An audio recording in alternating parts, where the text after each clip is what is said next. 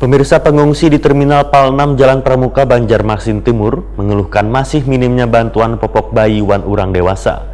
Selain itu, pengungsi juga mengeluhkan kurangnya persediaan banyu barasih.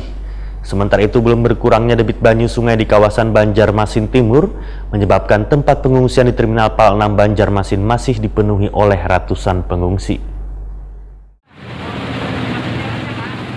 Pengungsi di Terminal PAL 6 Jalan Pramuka, Banjarmasin Timur mengeluhkan masih minimnya bantuan popok bayi wan urang dewasa. Selain itu, pengungsi juga mengeluhkan kurangnya persediaan banyu barasi.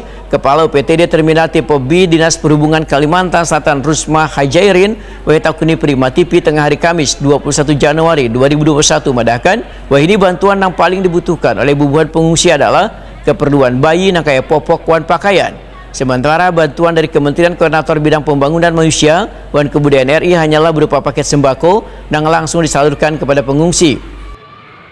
Dapat satu bingkisan.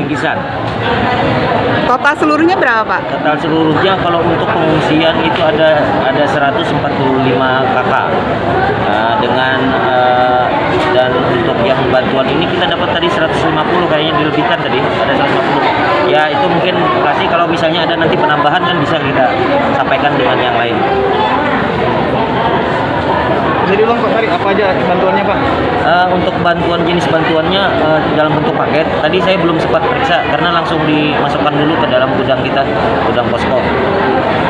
Pak, bisa dulu Pak, berapa banyak Pak yang di sini Pak?